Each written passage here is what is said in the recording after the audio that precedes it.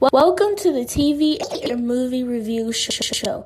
Bring you a review on the latest TV shows and movies. So let's jump into it. Hope you enjoy the show. Maddie, who are you talking to? Gabriel. Is he your imaginary friend? He's the devil. Malignant was released in theaters and HBO Max on September 10, 2001. This is a horror film directed by James Wan. They did have a $40 million budget for this movie.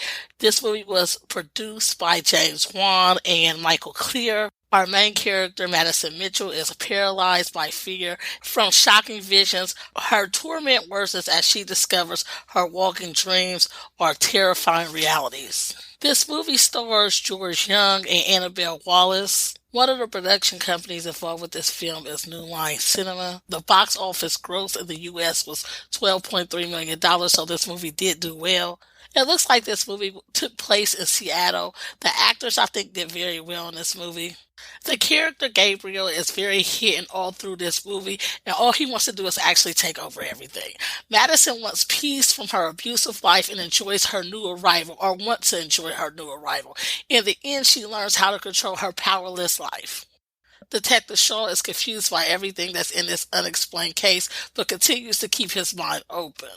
Madison's sister, Sydney, is a very strong character in this movie. She actually was my favorite character. She was well needed in this film because, to me, it seemed like Madison's character was a little dulled down just a bit, but Sydney's character stood out a lot. Serena May's character and storyline was not needed in this movie. I do like her in other movies, but in this movie, her character and storyline is forgettable. By the end of this movie, you'll forget all about her. I thought they picked a great title for this movie. I knew there was going to be a twist by the end of this movie, of course, but I never expected something like this to happen. It was like a scene from Harry Potter, and I loved it. I watched this movie because I've seen the trailer, and I've seen that James Wan's name was on it. And I enjoyed Insidious, all of them actually. I love The Conjuring, and I also love the Saw that he did. I'm not too fond of The Nun. I think that could have been done better. There were parts in The Nun that I did like. At one point in the movie, Sydney Madison's sister had to head to a destination. This scene made me think of the movie Nun because of the overhead shot as the camera followed. I saw this also in the series House on a Haunted Hill. This was something I really enjoyed. I enjoy the fact that the main character, Madison, had to revisit her past to put the puzzles together in her present. James Wan has done this in other movies, and I love it. It's something that keeps you on the edge of your seat as you're watching this. This movie was all over the place when you first watch it. I had to ask myself many a times what the Sam Hill was going on.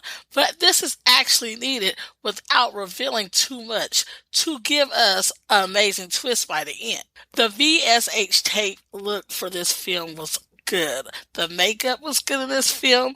I would recommend this movie to someone else, and I will be watching it again. After I do this review, I am going to watch the movie because I do like this movie, and this is going to be in my movie collection. If you have not seen this movie already, this is a movie that you have to see. The twist and the reveal is great if you ask me. Hey everyone, if you would like to support this podcast, you can head over to jazzy929creations.com and purchase one of my design products from my shop. There you will find clothing and more coming soon for you and your loved ones. If you are enjoying this podcast, let me know by giving a rate and following. If you would like to know more about the podcast and more, hit the link in the description and head over to my website. Thank you all for your support. Now is the time that I share my thoughts and theories. If you have not seen this movie, I would like you to know that there will be spoilers ahead. I do not want to ruin anything for you. Okay, you guys, I've heard a lot of crazy stories about conjoined twins, but this one takes the cake. Who would have ever thought that a crazy doctor decided to go ahead and hide a secret of a conjoined twin, which is demonized? That's the only way to describe the goddango guy, Gabriel. He's freaking demonized. To go ahead and actually hide this for the woman that is on the other side of this head, she simply forgets about all this that has happened to her. And she bumps her head one day and this dang old thing is revealed. It comes alive. I mean, it's in action again. Come on, you guys. This goddamn story was, as far as the storyline and plot, whatever you want to call it, it was so dang good. I love this movie. But in the beginning of this movie, I was iffy about it. I'm like, what is going on? It's moving so fast. The CGI is all over the place. Where are we going? But it needed to be that way for us to get that amazing reveal and twist, as I said before. Who would have thought coming into the movie that this woman was going to be abused by her husband while she was pregnant? Who would have thought that she would have had an identical twin that was sitting in the back of her head that wanted to take over her whole life? And who would have thought that she was able to walk on her hands and feet at the same time while she was on her back? And did you see the way she kicked everybody's ass in the jail?